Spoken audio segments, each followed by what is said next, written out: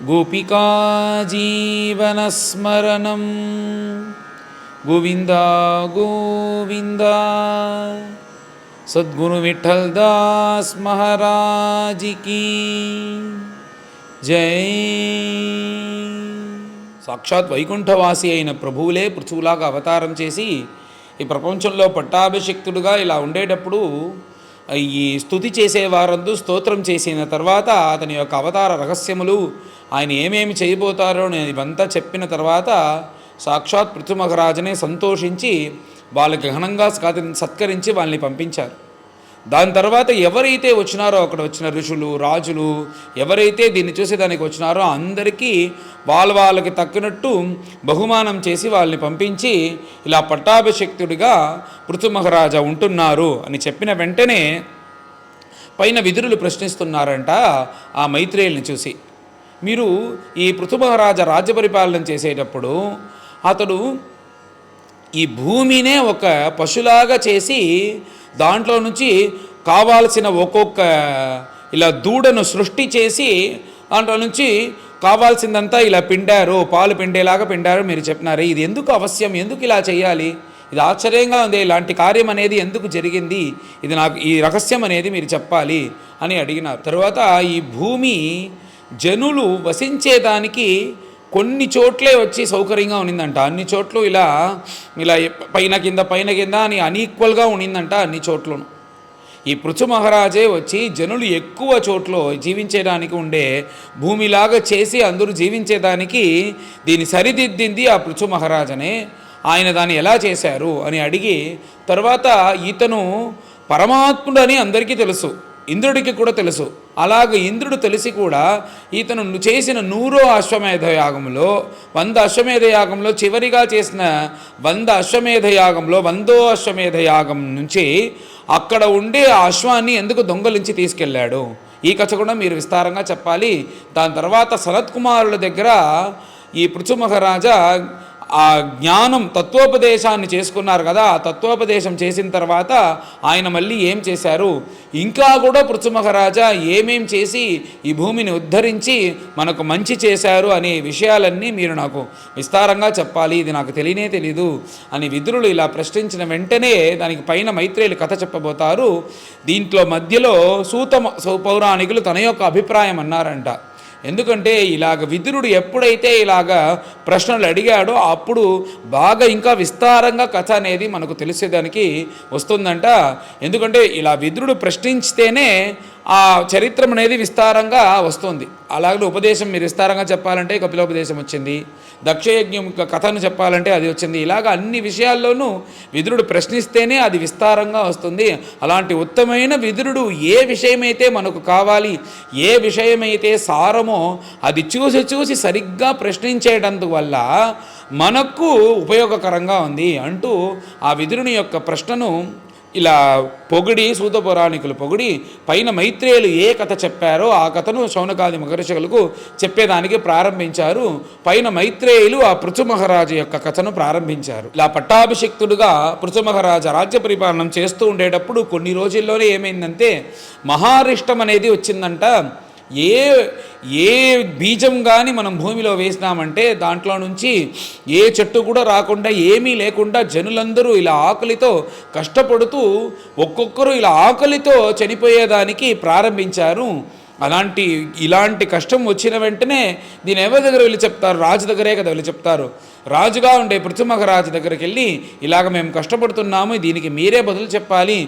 ఎలాగైతే అడవిలో ఉండే ఆ అగ్ని ఇలా నానా ప్రాంతంలో వచ్చి ఆ చెట్లన్నీ ఇలా నాశనం చేస్తుందో దహనం చేస్తుందో అలాగా మా కడుపులో ఉండే ఈ జాఠరాగ్ని మమ్మల్ని అందరినీ ఇలా దహనం చేస్తోంది. ఆకలితో మేము ఎంత ప్రయత్నించినా కానీ ఏం చేసినా కానీ భూమి నుంచి మాకు ఏమీ దక్కటం లేదు, ఇలాగ మేమందరూ చనిపోతున్నాం ప్రభో, దీనికి మీరే మాకేదైనా మీకు ఉపాయం చేయాలి అంటూ అందరూ ఏకోపించి శరణాగతి చేసి మీరు కానీ చేయకపోతే మేమందరూ చనిపోతాం అనుకుంటాను, అలాగనే ఇప్పుడు జీవితం అనేది గడుస్తుంది అని ఇలా అందరూ భయపడుతూ శరణాగతి చేసిన వెంటనే పృథు మహారాజా ఒక నిమిషం కళ్ళు మూసుకున్నారంట.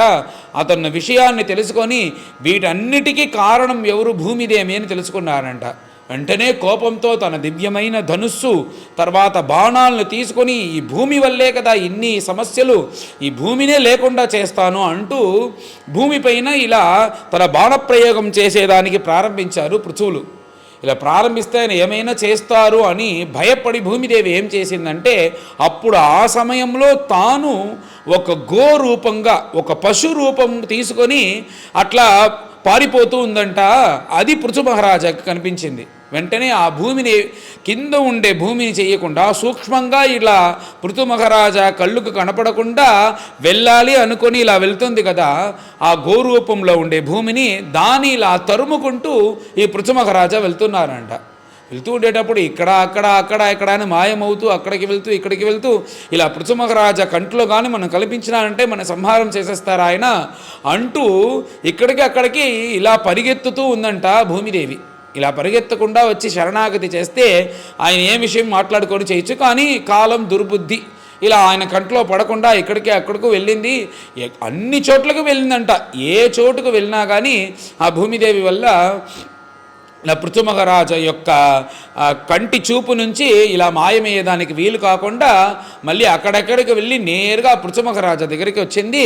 ఆ పృథు మహారాజా ఇలా సంహరించేదానికి బాణప్రయోగాన్ని ఎత్తి ఇలా చూపించిన వెంటనే పైన భూమిదేవి శరణాగతి చేసి మాట్లాడుతుంది. పైన భూమిదేవి శరణాగతి చేసి పృథు మహారాజా మాట్లాడుతుందంట, ఇలా మీరు మీ యొక్క పరాక్రమంతో ఇలా బాణప్రయోగం నా పైన చేస్తున్నారే, నేను ఒక స్త్రీ కదా, ఒక స్త్రీని వధించేది న్యాయమా అంటూ పైన భూమి మాట్లాడుతుందంట పృథు మహారాజుతో.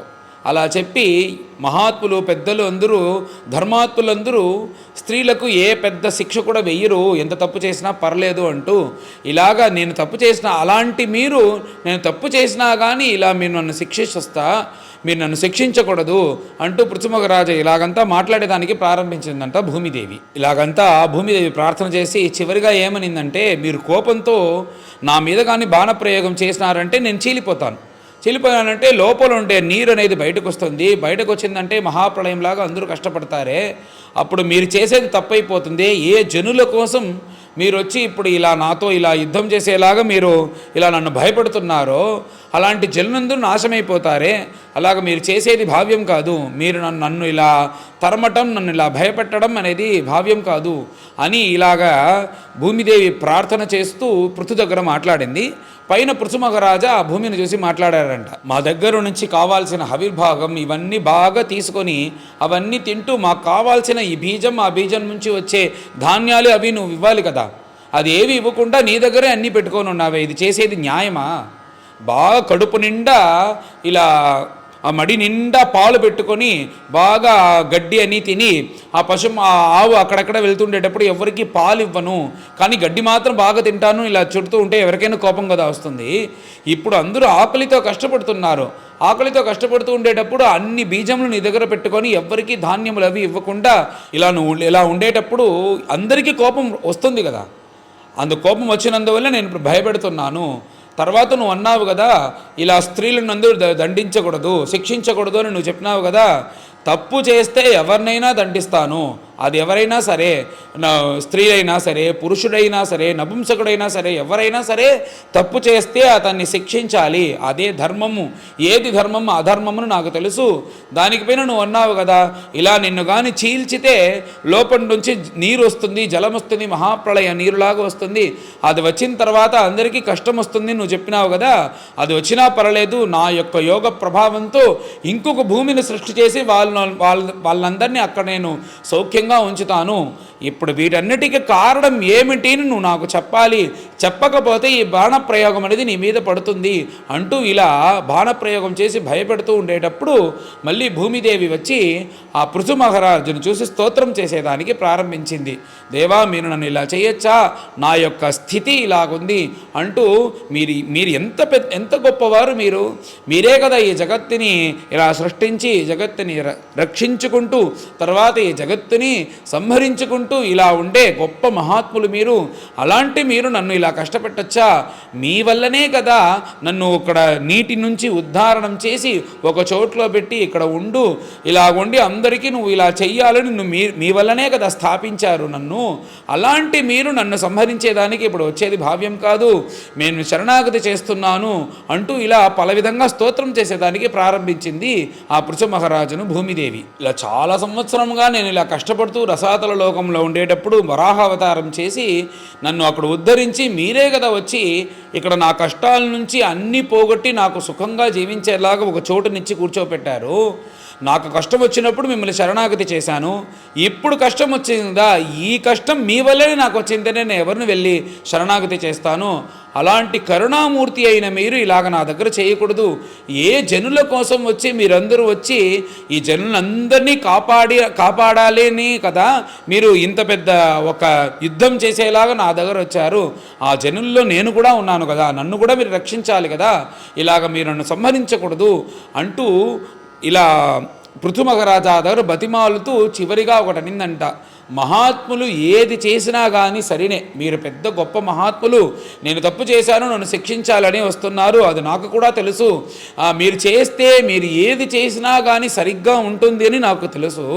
కానీ ఇప్పుడు మీరు నన్నే సంహరించేదానికి ఇలా భయపెట్టేదానికి వచ్చేటప్పుడు నాకు ఇంకా భయంగా ఉంది. అందుచేత మీరు తప్ప నేను ఎవరి దగ్గర వెళ్ళి శరణాగతి చేసేది? అలాంటి గొప్ప మనిషి అయిన మిమ్మల్నే నేను శరణాగతి చేస్తాను. అందరినీ కాపాడేలాగా మీరు కూడా నన్ను కాపాడాలి ఈ కోపం నుంచి అంటూ ఇలా జనులందరి మీద ఎంత ప్రేమతో మీరు వచ్చి యుద్ధం చేస్తున్నారో ఆ ప్రేమ నాదపైన కూడా చూపించండి అంటూ ఇలా భూమిదేవి స్తోత్రం చేసింది. ఆ స్తోత్రం చేసేలాగా ఈ అధ్యాయం అనేది పూర్తవుతుంది. పైన భూమిదేవి ఏం మాట్లాడింది, ఏం జరిగింది అనేది వచ్చే అధ్యాయంలో చూస్తాము. పైన అందరం కలిసి ఈ భూమిదేవి స్తోత్రంతో ముగించే ఈ అధ్యాయాన్ని పారాయణం చేస్తాం. అథ సప్తదశోऽధ్యాయః. మైత్రేయ ఉవాచ ఏవం స భగవాన్ వైన్యః ఖ్యాపితో గుణకర్మభిః ఛందయామాస తాన్ కామైః ప్రతిపూజ్య అభినంద్య చ బ్రాహ్మణ ప్రముఖాన్ వర్ణాన్ భృత్యామాత్య పురోధసః పౌరాన్ జానపదాన్ శ్రేణీః ప్రకృతిః సమపూజయత్. విదురోవాచ కస్మాద్దధార గోరూపం ధరిత్రీ బహురూపిణీ యాం దుదోహ పృథుస్తత్ర కో వత్సో దోహనం చ కిం ప్రకృత్యా విషమాదేవి కృతా తేన సమాకథం తస్య మేధ్యం హయం దేవః కస్య హేతోః అపాహరత్. సనత్కుమారాత్ భగవతః బ్రహ్మన్ బ్రహ్మవిదుత్తమాత్ లబ్ధ్వా జ్ఞానం సవిజ్ఞానం రాజర్షిః కాం గతిం గతః. యచ్చాన్యదపి కృష్ణస్య భవాన్ భగవతః ప్రభో శ్రవః శుశ్రవసః పుణ్యం పూర్వదేహకథాశ్రయం భక్తాయ మేనురక్తాయ తవ చాధోక్షజస్య చ వక్తుమర్హసి యో అదుహ్యత్ వైన్యరూపేణ గామి మాం.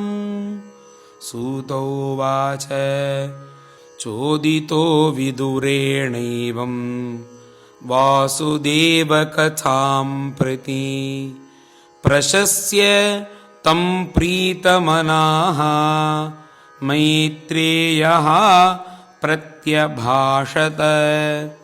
మైత్రేయ ఉవాచ యదాభిషిక్త वित्तः पृथुरङ्गविप्रैः आमन्त्रितो जनतायाश्च पालः प्रजानिरन्ने क्षितिपृष्ठयेत्य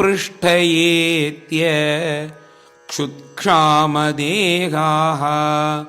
पतिमभ्यवोचन् वयं राजन् जाठरेणाभितप्ताः यथाग्निना कोटरस्थेन वृक्षाः त्वामद्य याताः शरणं शरण्यं यः साधितो वृत्तिकरः पतिर्नः तन्नो भवानीहतु रातवेन्नं क्षुधार्तितानां नरदेवदेवा यावन्न नङ्क्ष्यामः उज्झितोर्जा वार्तापतिस्त्वं किल लोकपालः मैत्रेय उवाच पृथुः प्रजानां करुणं निशम्य परदेवितं दीर्घं दध्यौ कुरु श्रेष्ठा निमित्तं सोऽन्वपद्यत इति व्यवसितो बुद्ध्या प्रगृहीतशरासनः सन्दधे विशिखं भूमेः क्रुद्धः त्रिपुरः यथा प्रवेपमानाधरणी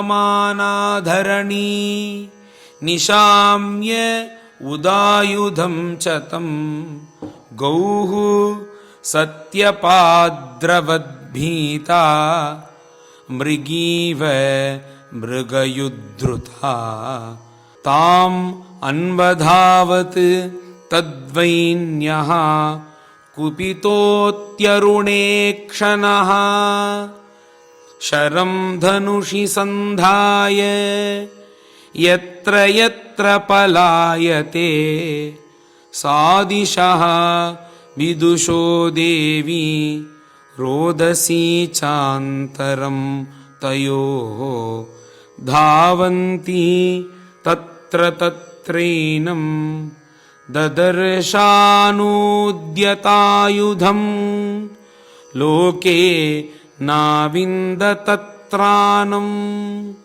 वैन्यात् मृत्योरिव प्रजाः त्रस्ता तदा निववृते हृदयेन विदूयता उवाच च महाभागं धर्मज्ञापन्नवत्सला त्राहि मामपि भूतानां पालने अवस्थितो भवान् सत्वं जिघांससे कस्मात् दीनाम् अकृतकिल्बिषाम् अहनिष्यत् कथं योषां धर्मज्ञ इति यो मतः प्रहरन्ति न वै स्त्रीषु कृतागस्वपि जन्तवः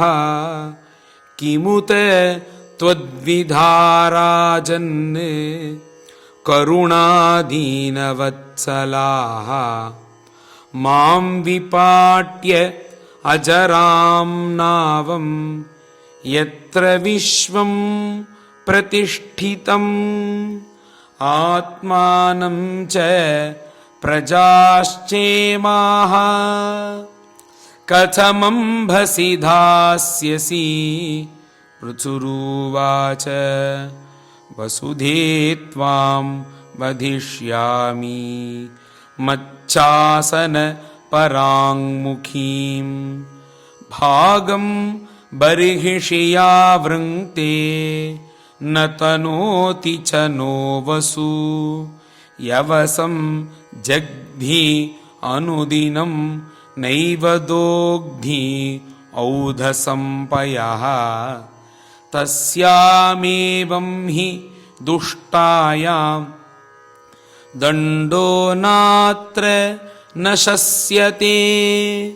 త్వం ఖలు ఓషధి బీజాని ప్రాక్ సృష్టాని స్వయంభువా న ముంచసి ఆత్మరుద్ధాని మాం అవజ్ఞాయ మందధీః అమూషాం క్షుత్పరీతానాం ఆర్తానాం పరిదేవితం శమయిష్యామి మద్బాణైః భిన్నాయాస్తవ మేధసా పుమాన్ యోషిత్ ఉత క్లీబః ఆత్మసంభావనో అధమః భూతేషు నిరనుక్రోశః నృపాణాం తద్వధో వధః త్వాం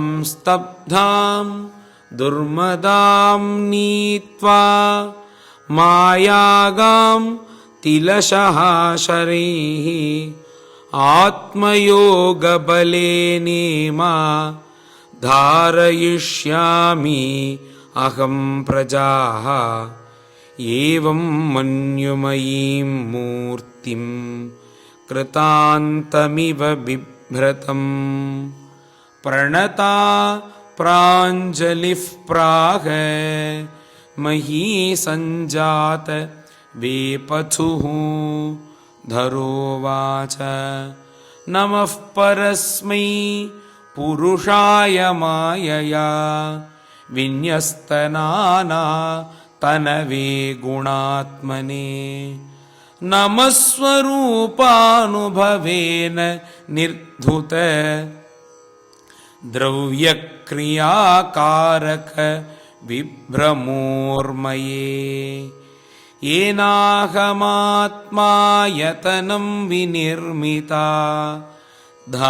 ధాత్రాయతోయం గుణసర్గసంగ్రహః స ఏవ మాం హంతుం ఉదాయుధః స్వరాట్ ఉపస్థితోऽన్యః శరణం కమాశ్రయే యయేతదాదో అసృజచ్చరాచరం స్వమాయయా ఆత్మాశ్రయయా వితర్క్యయా తయైవ సోయం కిల గోప్తుముద్యతః కథం ను మాం ధర్మపరో జిఘాంసతి నూనం బతేశస్య సమీహితం జనైః తన్మాయయా దుర్జయయా కృతాత్మభిః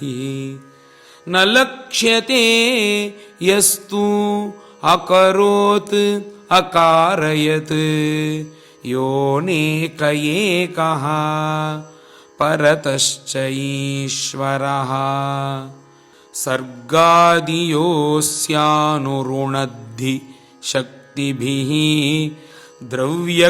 ద్రవ్యక్రియాకారక చేతనాత్మభిః తస్మై సమున్నద్ధ నిరుద్ధ శక్తయే నమః పరస్మై పురుషాయ వేధసే స వై భవాన్ ఆత్మవినిర్మితం జగత్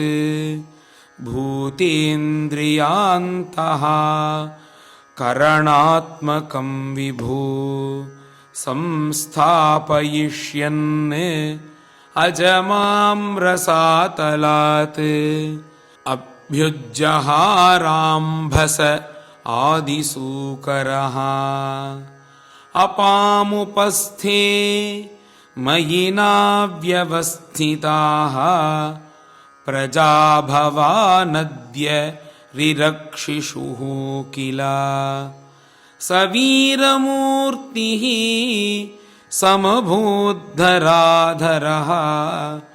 యో మాం పయసి ఉగ్రశరో जिघांससि नूनं जनैः ईहितम् ईश्वराणाम् अस्मद्विधैस्तत् गुणसर्गमायया न ज्ञायते मोहितचित्तवर्त्मभिः तेभ्यो नमः वीरयशस्करेभ्यः। श्री हरये नमः। इति श्रीमद्भागवते महापुराणे चतुर्थस्कन्धे पृथ्वीविजये धरित्री निग्रहो नाम सप्तदशोऽध्यायः। गोपिका जीवनस्मरणं गोविन्द गोविन्द। सद्गुरु विठ्ठलदास महाराज की जय।